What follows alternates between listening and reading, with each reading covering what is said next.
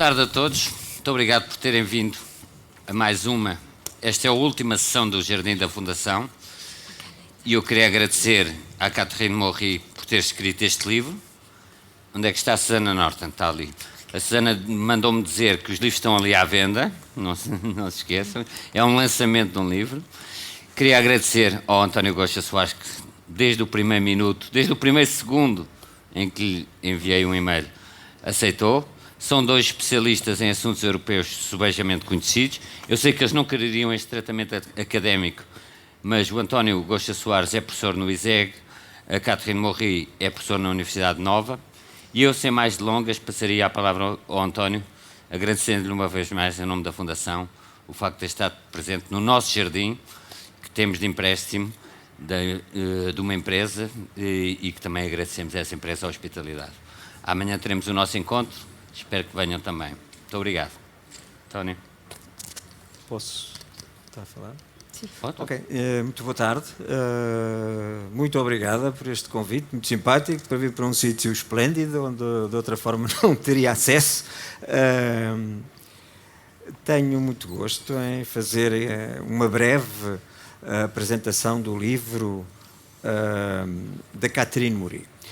Nós habitualmente falamos sempre que há pouca informação sobre a União Europeia, que há um déficit de debate sobre a União Europeia, que a União Europeia, dizemos isso e dizemos com fundamento, que a União Europeia é muito intrusiva na vida de todos nós, na política dos Estados-membros e, portanto, este livro, de alguma forma, vem contrariar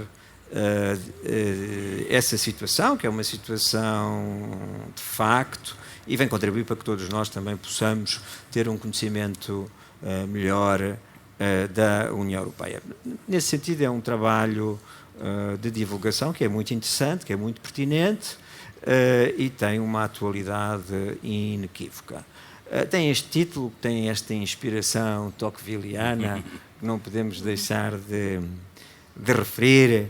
O Tocqueville fez esta obra maior, que foi quase digamos, um relato da sua experiência americana na década de 30 do século XIX, e, portanto, 180 anos depois, temos aqui esta menção, esta inspiração tocquevilliana, que é, enfim, que me agrada-me o livro. Por vezes nós lemos livros que discordamos do título. Este título é um título muito interessante. Eu acho que, enfim, já vou falar um bocadinho do livro, mas desde logo há uma coisa que eu gostaria de referir, é a abordagem que a autora tem do livro. Eu identifico-me com a abordagem da autora, com os pressupostos da sua análise, com a forma como ela agarra a questão da democracia na União Europeia, e sendo uma politóloga, um bocadinho ao arrepio daquilo que é a escrita mainstream da ciência política, ela não se esquiva às questões mais centrais do debate político da União Europeia, que têm que ver com o funcionamento da União Europeia, as alterações da União Europeia, as relações de poder na União Europeia, mas centradas sobre aquilo que é o maior laboratório do funcionamento da União Europeia, que é a crise do euro. Enfim, agora, como a União Europeia é pródiga em crise, temos também a crise dos refugiados. Mas todo o grande laboratório político da União Europeia tem sido, sem dúvida, a crise do euro. E, portanto, felicito a Catherine por não ter, enfim, caído nessa falha que muitos politólogos fazem, que é passarem pela crise do euro como se ela não tivesse existido e que houvesse aqui uma perturbação nos mercados e que isso não tivesse um impacto de fundo na percepção que depois que os cidadãos têm da União Europeia.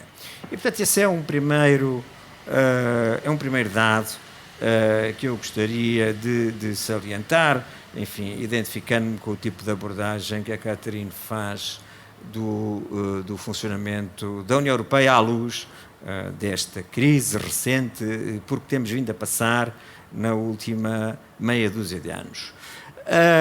A Catherine, apesar de ter o seu trabalho muito centrado no tema da democracia, se associar um pouco a democracia à questão do Parlamento Europeu, ela faz uma análise bastante corajosa do papel que os Estados tiveram, e sobretudo os diferentes Estados da União Europeia tiveram ao longo da crise e no controlo da crise, da posição das diferentes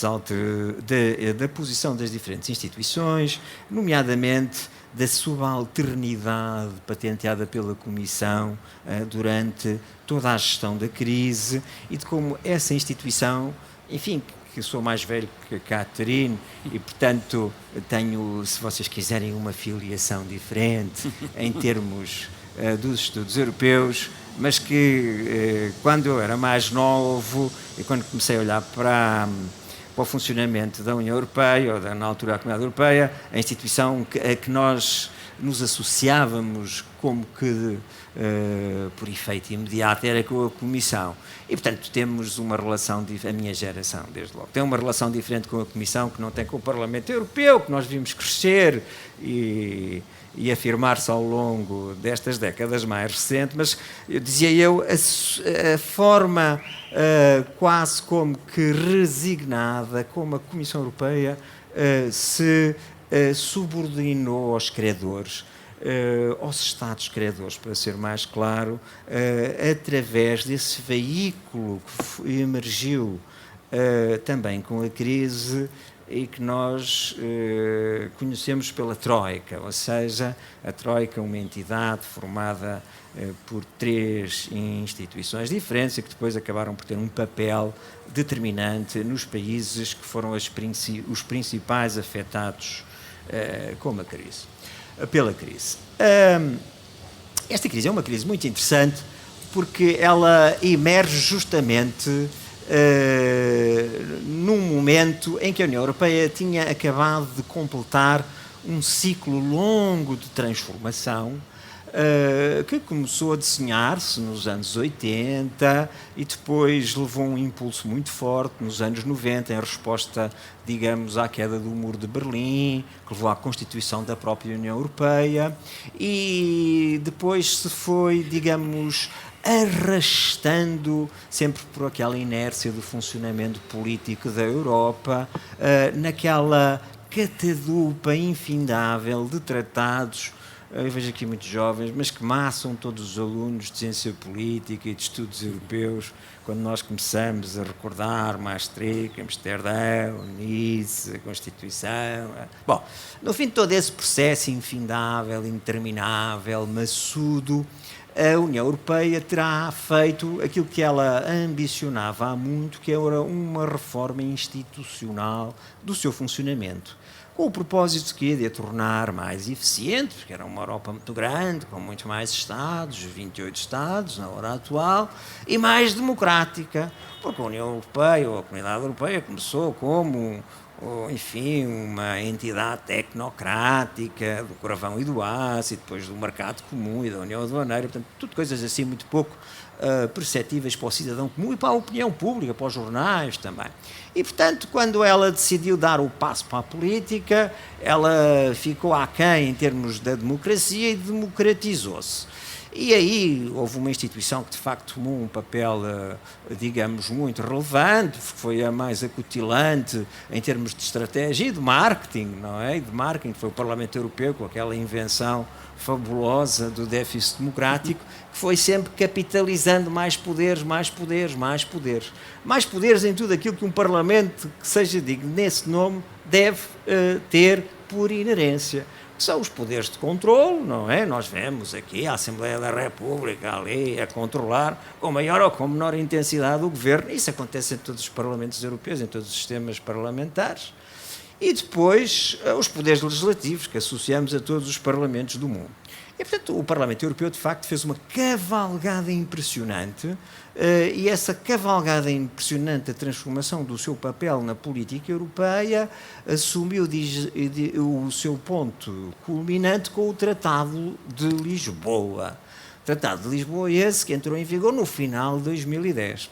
Esta crise rebenta no princípio, perdão, o Tratado de Lisboa entra em vigor no final de 2009, esta crise rebenta no seio da União Europeia no início de 2010.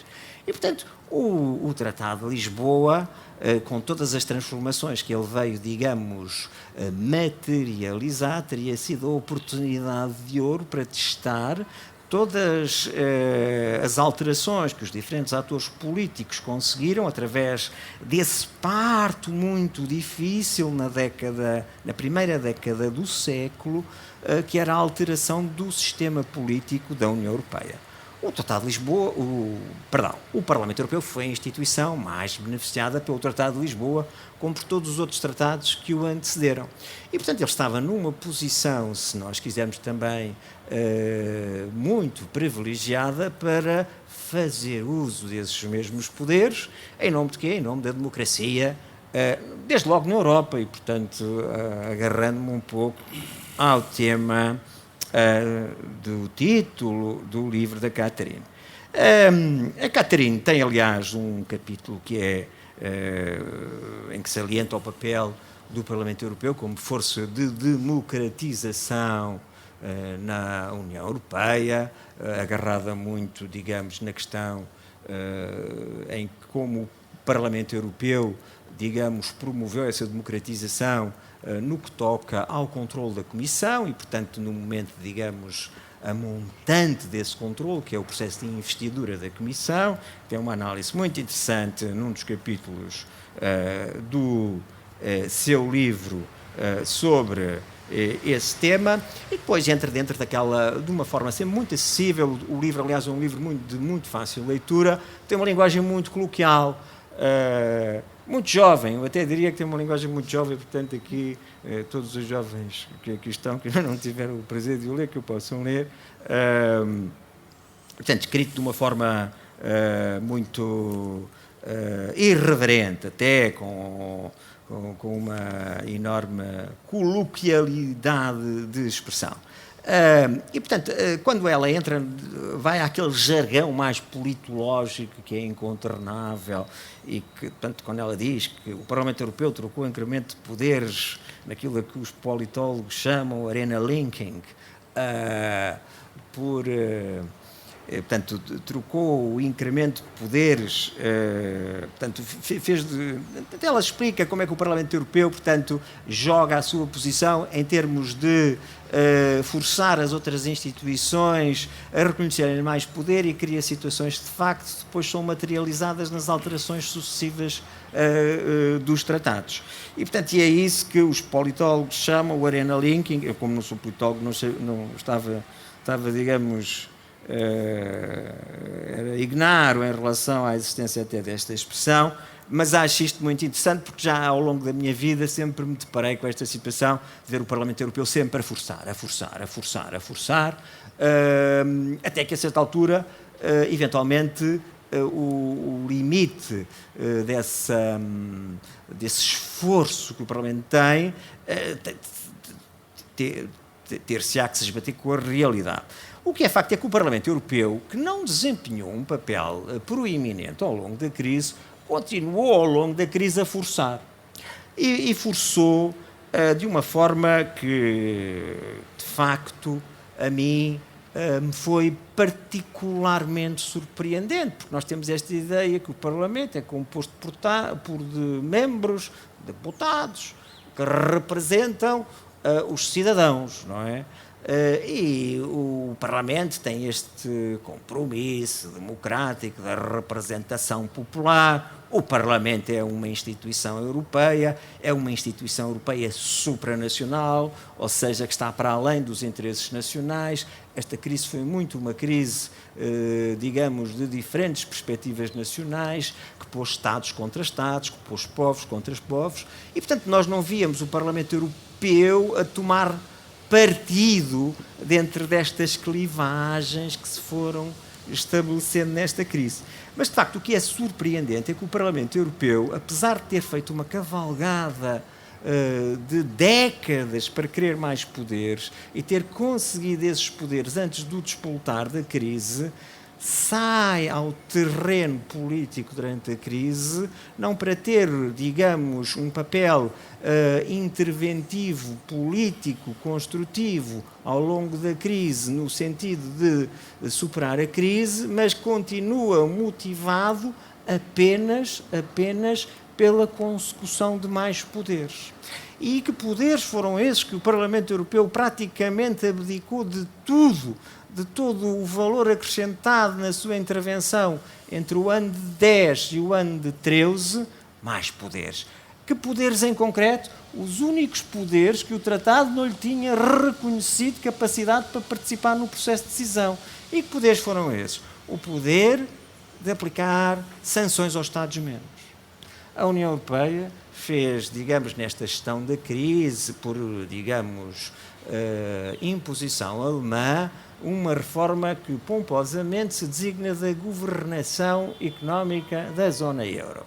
Bom, essa reforma da governação económica da zona euro passou por múltiplos instrumentos, mas o mais central, aquele que é vinculativo, foi um pacote de 6 atos legislativos. O Parlamento Europeu decidia em todos eles, menos um, que era naquele que se destinava à aplicação de sanções. Essas sanções horrorosas que o governo português andou a fazer uma dramatização enorme antes do verão, que era as sanções financeiras para os países que ficarem com um déficit orçamental acima daquela mítica referência dos 3%. E isto porquê? Porque essas sanções eram sanções semi-automáticas, o que é uma barbaridade, já de um Estado ser vítimas de sanções automáticas, ou seja, sanções que não se decidem, sanções que só se impedem se houver uma maioria de Estados que lhes sejam favoráveis. O que eu acho, de facto, sintomático dos tempos que nós vivemos da democracia ou da falta dela na Europa, é ter sido o Parlamento Europeu que abdicou de tudo para forçar que essa reforma da governação fosse feita em pacote, e a ratio do pacote mais não era que também associar o Parlamento Europeu a decidir sobre as sanções. E, portanto, é começar pelo fim, ou começar pelo lado errado. Se guiamos todos do lado esquerdo, o Parlamento Europeu quis guiar pelo lado direito. E, de facto, isso surpreendeu-me. Não posso dizer que me desiludiu, porque eu já não tinha a ilusão do Parlamento, mas fiquei, de facto, estupefacto com esta estreia desastrosa que o Parlamento Europeu teve, digamos, na gestão política da crise do euro e do seu comportamento. Isso, de facto, é uma coisa que me chamou a atenção de uma forma maior ao longo da crise, porque o Parlamento Europeu, com tantos poderes, passou ao lado da crise. A crise do euro tinha sido, digamos, a oportunidade que lhe foi servida de bandeja para se afirmar como grande ator institucional da União Europeia, e ele preferiu contorná-la em torno de quê? De mais poderes. E, portanto, isto foi o primado da forma sobre a substância. É mais, para o Parlamento Europeu continua, ele está ainda obcecado em ganhar poderes, do que ter uma intervenção construtiva na arena política europeia, se nós acharmos que esse é que é o terreno por excelência, esse é o terreno por excelência do debate político, do controle político e depois da afirmação de propostas que serão materializadas em termos de leis. E por isso nós vemos o Parlamento Europeu que não fez críticas à Comissão, quando a Comissão, que dele depende politicamente, se subalternizou perante os Estados-membros e se desviou daquele que é, digamos, o seu referencial de ação, que é a defesa do interesse geral da União Europeia. A Comissão afastou-se completamente da defesa do interesse geral da União Europeia e passou a tomar lado e a agir por conta de Estados que defenderam, de uma forma, digamos, natural, os seus interesses, enquanto Estados credores. O Parlamento Europeu foi incapaz de sequer pugnar por uma narrativa diferente da crise, quando basta abrir qualquer livro de economia, de direito, de ciência política, e as narrativas alternativas da crise fluem de uma forma imparável. O Parlamento Europeu, quando um Estado esteve pendurado pela janela para ser expulso da zona euro, foi incapaz de se pronunciar. E vimos no dia seguinte o Presidente do Parlamento Europeu com um ar compungido, a dizer que o Parlamento Europeu iria fornecer auxílio humanitário à Grécia, como se a Grécia já estivesse fora da União Europeia, estivesse uma espécie de Etiópia do continente europeu. E, portanto, isso de facto é uma coisa que me deixou arrepiado, porque, apesar de já ter passado mais de um ano sobre isso, continuo de facto ainda com uma digestão muito, muito difícil da forma como o Parlamento Europeu contrariou uma noção, digamos, razoável da democracia europeia. E por isso, há aqui um aspecto que depois eu vou discordar um pouco da Catarina. Ele não foi relegado para segundo plano. O Parlamento Europeu tinha capacidade para fazer mais, mas auto-excluiu-se. E auto-excluiu-se porquê? Pelo poder. Para perseguir, digamos, interesses próprios, para ganhar mais poder. Isso aconteceu com o Parlamento Europeu, mas também aconteceu com a Comissão. A Comissão fez aquele papel, digamos, de bom agente bem comportado dos Estados, mas no final, como dizem os ingleses, at the end of the day, a Comissão foi a grande ganhadora de poder com esta reforma da governação económica. E até isso teria sido um incentivo mais para que o Parlamento Europeu tivesse sido mais ativo na produção de todos esses atos que alteraram de forma considerável o perfil de funcionamento e de governação económica da União Europeia e daquilo que lhe é a parte mais vital, que é a zona euro. E, portanto, se nós conseguimos compreender a relação custo-benefício, ainda que nos cause enorme indignação, que levou a Comissão a ter feito aquilo que fez, é menos perceptível no caso do Parlamento Europeu, que por ter tido essa mesquinhez de ter podido participar na adoção de um ato pela qual se facilita a aplicação de sanções aos Estados, o Parlamento Europeu tenha abdicado tudo mais e tenha sido incapaz de apresentar, digamos, desempenhar a função de freio ou de contrapeso de uma força que era demasiado forte ao longo da gestão da crise do euro, que foi a potência hegemónica. E daí, de facto, em relação a isso, eu tenho expressado e não posso nunca deixar de esperar a minha discordância. E, portanto, este poder pelo poder, e isto leva-nos aqui depois a uma das questões que percorre o livro, que é a questão da qualidade da democracia na União Europeia. A qualidade da democracia na União Europeia sai profundamente afetada com o comportamento que as instituições tiveram ao longo da crise do euro. Porque nós acreditávamos, de uma forma naïve, nos anos 80, ainda acreditávamos que as instituições eram, na imagem dos pais fundadores da União Europeia, o nosso garante contra a prepotência. Nós verificámos a prepotência, olhámos para as instituições e vimos as instituições a sussurrar perante a prepotência. E, portanto, a baixa qualidade democrática que resulta no funcionamento do processo político na União Europeia tem que ver com o output do funcionamento das instituições, e nomeadamente das instituições supranacionais, que são aquelas que estão mais aptas a fazer de contrapesos aos poderes de facto, que, enfim, que naturalmente pretendem fazer valer os seus pontos de vista. Por outro lado, também queria dizer que este Parlamento Europeu, na sua busca incessante de mais poder, o Parlamento Europeu, antes, portanto, quando foi este grande debate sobre a reforma constitucional da União Europeia, na década inicial do século, o Parlamento Europeu, hoje em dia todos nos voltamos com os Parlamentos Nacionais uma espécie de SOS democrático, ou seja, todos nós sabemos que os cidadãos identificam-se pouquíssimo com a Europa, com a integração europeia, sempre menos com a democracia, mas em todo o caso têm mais confiança nas suas instituições do que nas instituições europeias, têm mais confiança nos seus parlamentos do que no Parlamento Europeu. E, portanto, a União Europeia, num SOS democrático, agora diz que é preciso dar mais, um papel maior aos parlamentos nacionais. Mas foi o Parlamento Europeu que impediu que os Parlamentos Nacionais participassem de forma acrescida no funcionamento da União Europeia.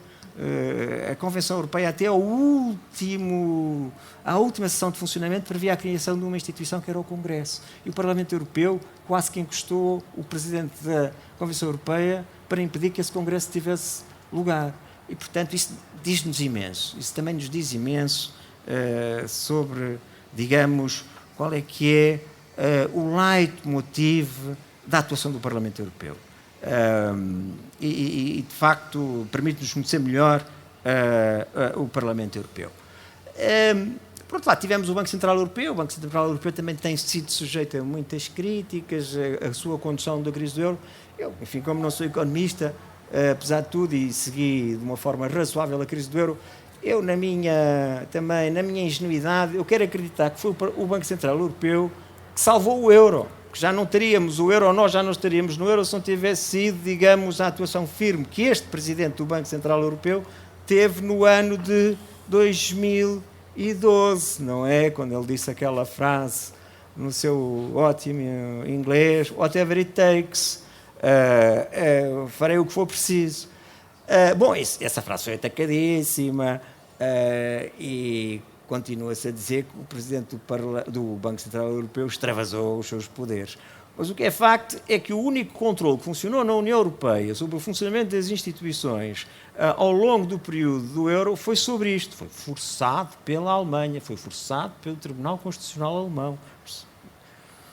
O Dr. António Araújo, que é um constitucionalista, sabe bem que há tribunais constitucionais e há o Tribunal Constitucional Alemão. Bom,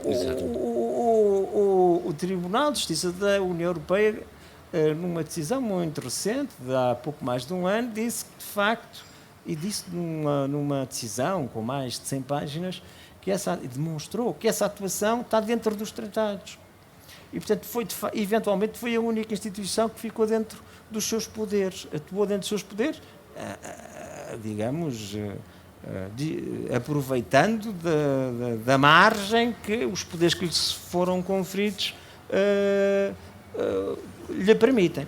E, portanto, eu nesse aspecto, não sendo o Banco Central Europeu naturalmente uma instituição democrática e estando um bocadinho à margem do controle democrático, podendo-se lhe colocar questões relativas à legitimidade e sobretudo à legalidade da sua atuação, eu acho que essas dúvidas terão sido provavelmente das três instituições supranacionais envolvidas no processo de gestão da crise europeu, a crise do euro, a Comissão, Parlamento e Banco Central Europeu, a única que passou realmente no teste do controle. E tendo passado no teste do controle, torna-a mais legítima. Não sei se aos olhos dos cidadãos, mas pelo menos aos olhos daqueles que vão olhando e esperando alguma coisa do processo de integração europeia, como ainda é o meu caso. Apesar de tudo, não é? Apesar de tudo, continuo a ter alguma esperança. E, portanto, eu acho que, não olhei para o relógio, acho que se não me excedi, estarei a exceder-me. Vejo cada vez menos as vossas caras, mas noto-se um ar assim de que já chega. Para terminar, eu ia só dizer a democracia na Europa, a crise do euro como um extraordinário laboratório do funcionamento da democracia na Europa, que a Catarina Morim nos descreve de uma forma muito interessante, e, sobretudo, a fragilidade das instituições políticas supranacionais. No caso da Catarina, ela não tem, digamos, esse apego às instituições políticas supranacionais, tanto quanto aqueles, eventualmente, de uma geração mais anterior. Está mais ligado ao Parlamento Europeu, porque terá crescido com o Parlamento Europeu. Para nós, enfim, para mim, que serei dos mais velhos aqui neste jardim, essa desilusão é enorme. E, de facto, o que me é mais, digamos, tocante é que este ano, agora na próxima primavera, vão ser os 60 anos da integração europeia. Portanto, a integração europeia, enfim, quando eu nasci já havia integração europeia, não havia em Portugal, mas, portanto, como é que 60 anos depois da integração europeia, os atores políticos supranacionais continuam a pensar em termos estritamente nacionais. Isso é que é, de facto, muito revelador do DNA da política europeia.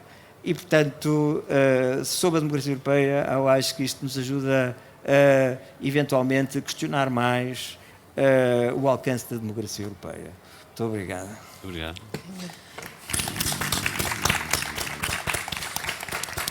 Catherine? Quando chegaram as minhas filhas, disseram: toda esta gente só para um livro. E gostava de agradecer primeiro à audiência pública, aos meus alunos, aos meus colegas. Gostava de agradecer à Fundação, que me permitiu publicar este livro.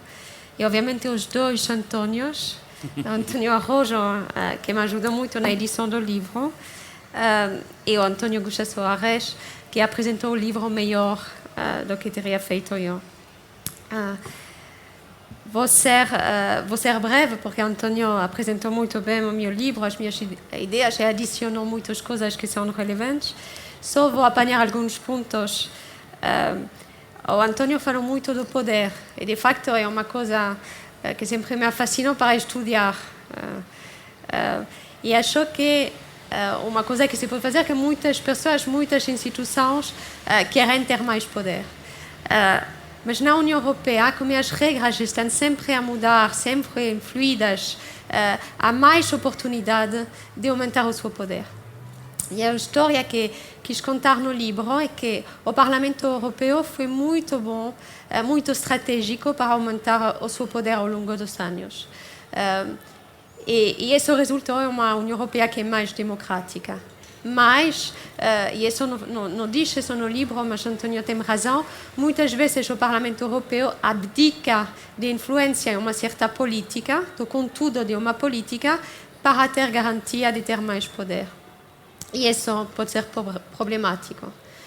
Outro exemplo, vemos agora o Schulz, que quer ficar a liderar o Parlamento Europeu, ou seja, não é sempre bom que o Parlamento Europeu seja a buscar mais poder se faz isso em troca de influência no conteúdo da política.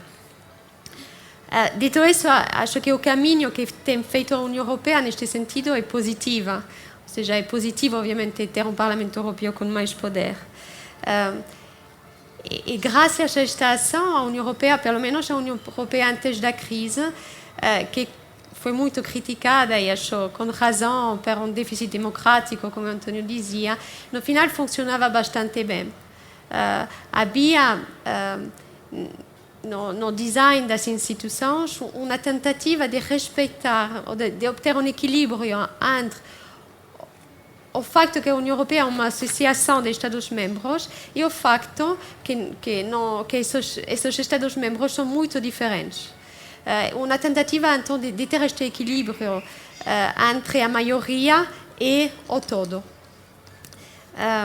E nesta tentação de ter este equilíbrio, podemos dizer que a União Europeia é uma democracia consensual, que é uma coisa que eu conheço bem, sou belga, temos duas sociedades muito divididas, os flamingos, os valões, e não é possível imaginar que uma maioria, que agora são os flamingos, possa impor a sua vontade aos outros. E por isso há muitos partidos a governar, há muitos sistemas de alarmes para evitar que uma maioria imponha a sua vontade a outra parte do país.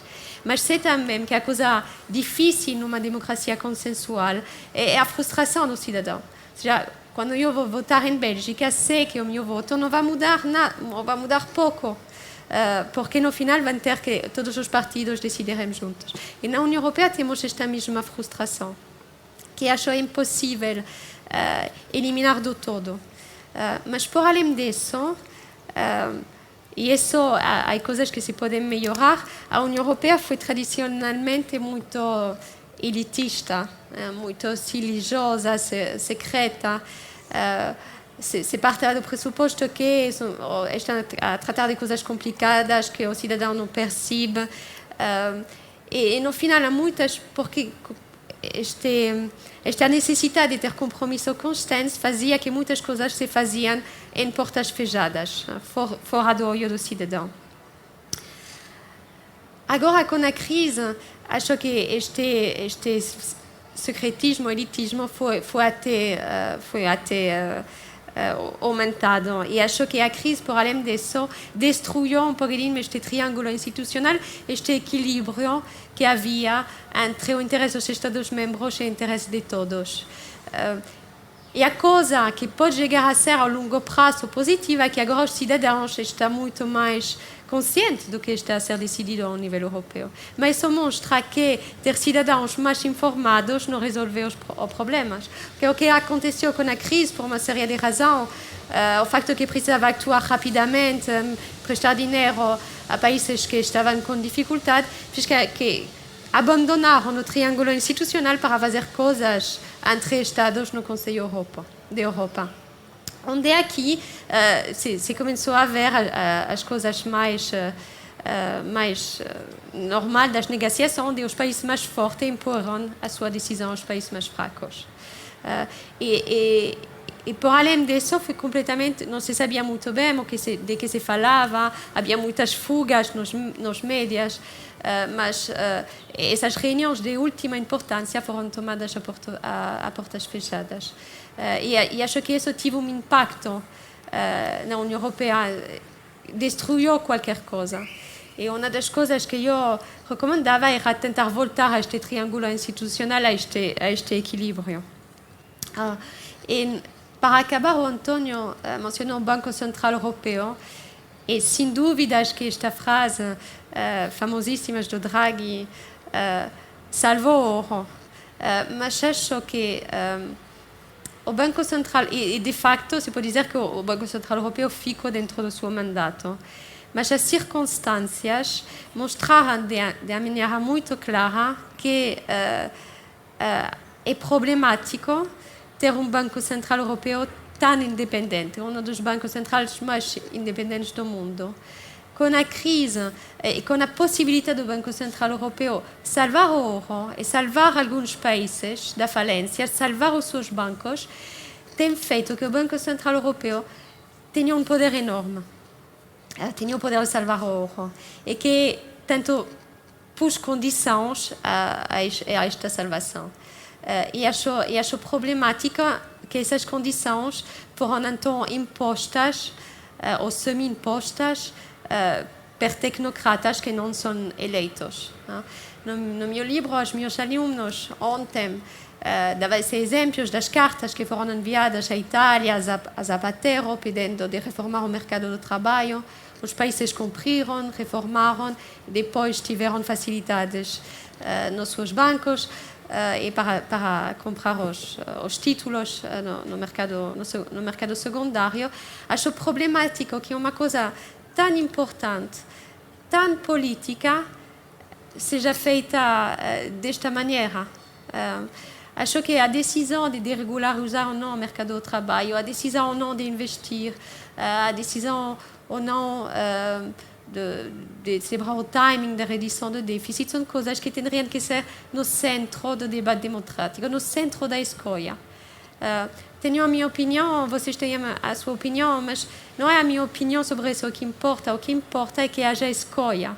O que é que queremos? É um trade-off. Queremos talvez aumentar a competitividade das nossas empresas ou queremos proteger o trabalhador? É uma escolha que teria que ser no centro do debate democrático e que não foi, entre outras escolhas durante a crise. E acho que a principal tese que fazia no meu livro é que há que tentar, os decisores políticos, acho que é possível que o que está a acontecer com o Brexit, com os partidos populistas que estão a ganhar votos, espero que seja como se diz em inglês, um wake-up call, ou seja, um sinal que não se pode continuar a tomar essas decisões tão importantes fora do debate democrático. Obrigado.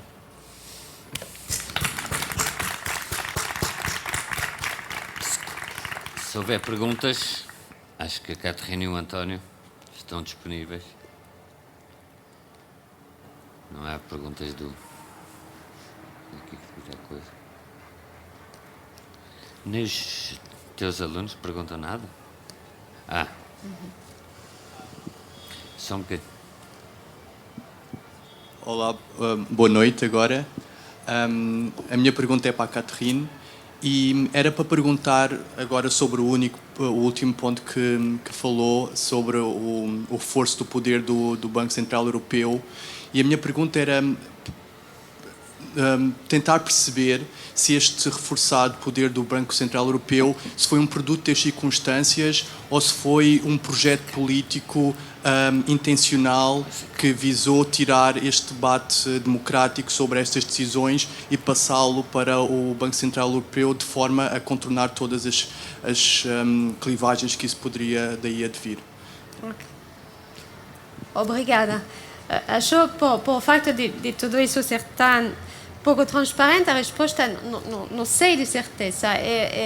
Sem dúvidas que as circunstâncias não foram desejadas de ninguém e de maneira inesperada mudaram as relações de poder. Acho que agora estou a começar um projeto onde Daniel faz parte, a Angie faz parte, o Adam aqui fazem parte, onde tentamos exatamente examinar isso, ou seja, perceber até que ponto esta possibilidade, o fato que a ampliação de poder de alguns atores foi explotado por as pessoas que queriam medidas neoliberais no sentido de privatização, etc. E a minha investigação mostra que aconteceu em Portugal, ou seja, houve um aproveitamento da crise para fazer de maneira mais fácil coisas que não se podiam fazer antes. E muitas medidas passadas, acho que se pode dizer que foram boas pelos países, outros podem discordar, mas o problema principal outra vez é que foram tomadas fora dos circuitos e da deliberação democrática. António, não quer acrescentar nada sobre isso. Não, eu, em relação à sua pergunta, queria lhe dizer qual é que é a origem destes poderes. A origem destes poderes é uma discussão que houve em 1991, em que a Alemanha, que não queria o euro, e que foi constrangida à adoção do euro, o presidente do Bundesbank, na altura, diz, nós vamos pôr como condição para a adoção de uma moeda única a independência absoluta do Banco Central Europeu, à semelhança do Bundesbank, porque os franceses nunca aceitarão isso. E o que aconteceu foi que, de facto, a França acabou por aceitar isso nas negociações, porque a França já tinha, digamos, deixado que se materializasse a contrapartida da unificação alemã, porque esse processo ocorreu antes das negociações de Maastricht. E, portanto, a França acabou por praticamente deixar cair todas as suas, digamos, pretensões durante a negociação do euro, e o euro, e sobretudo a estrutura institucional do euro, vulgo o Banco Central Europeu, foi feito à imagem da Alemanha e foi determinado pela Alemanha na sua íntegra. Muito obrigado. Há mais alguma questão?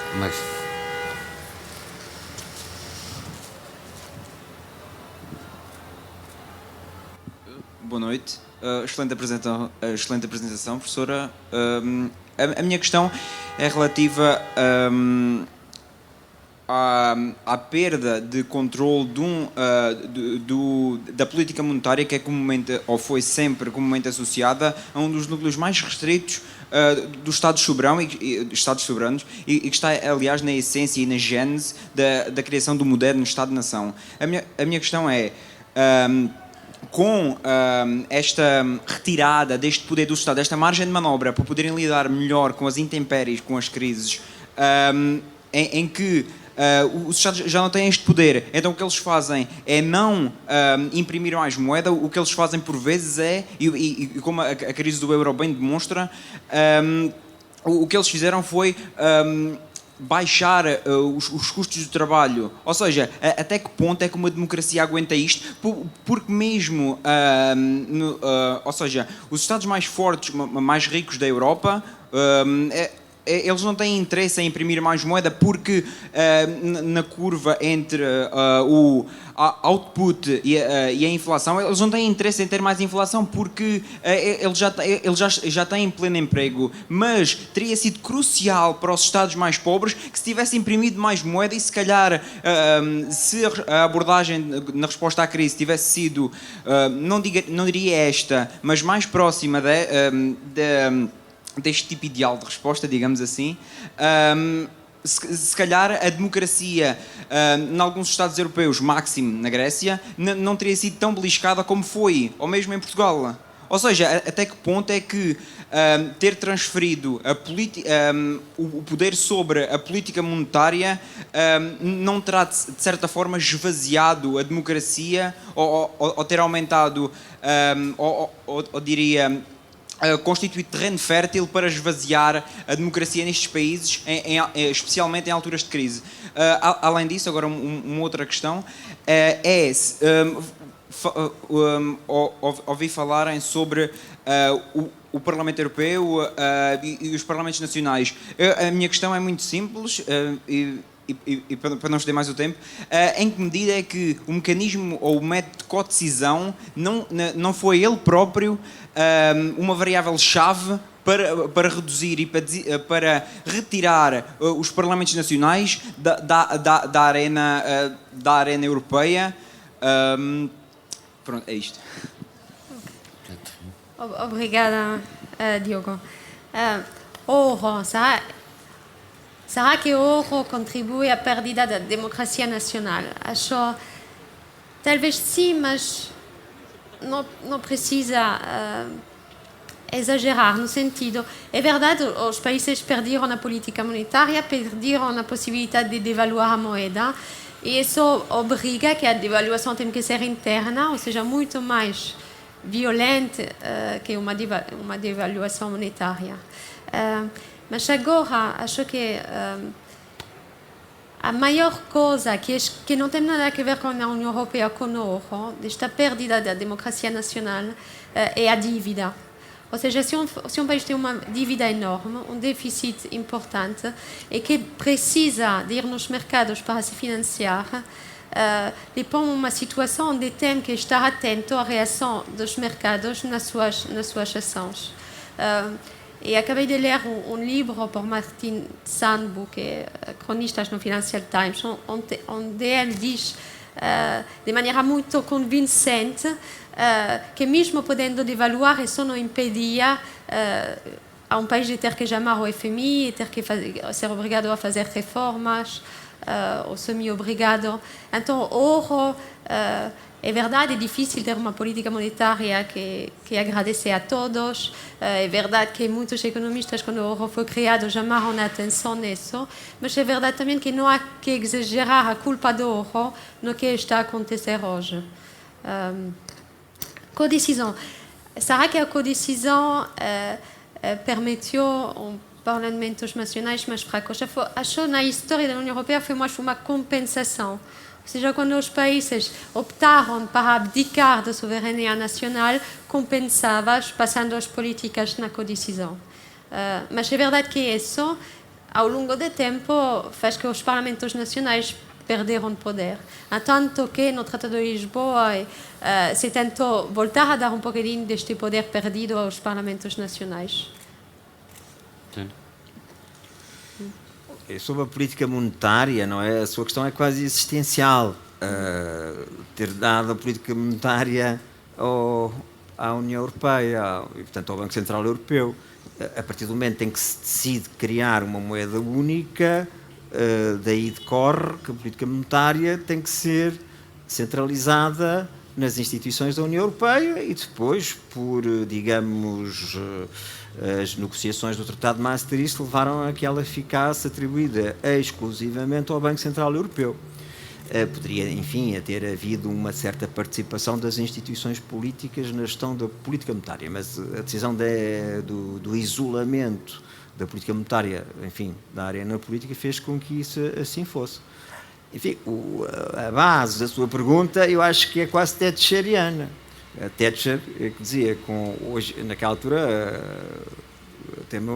causava-me algum arrepio, mas depois nós acabamos por ter mais condescendência. Mas a Thatcher é que dizia, quando o Delors lhe foi com aquelas coisas da moeda única, que são na base, enfim, desta situação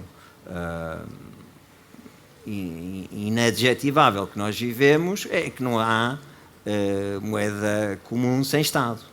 E, portanto, o que estava a fazer levaria a algo condenado ao insucesso. Infelizmente, enfim, os desenvolvimentos da última meia dúzia de anos são mais no sentido de, digamos, de provar essa tese do que a tese oposta, que foi aquela que resultou dos tratados. Muito obrigado. Este livro termina com a seguinte frase: a Europa deve e pode fazer que se goste dela. Esperamos que tenham gostado de estar aqui também. Esperamos que gostem deste livro. Para isso é necessário lê-lo. Para lê-lo é necessário adquiri-lo. Tem-o ali. E muito obrigado a todos por terem estado, em especial ao António Gosta Soares, a Catherine Morri, mas também a todos vós. E amanhã começa o encontro da Fundação, que espero que acompanhem. Se não tiverem lugar no Teatro São Luís, haverá telas no Chiado, por onde podem acompanhar os nossos oradores. Muito obrigado a todos por terem vindo. Obrigado.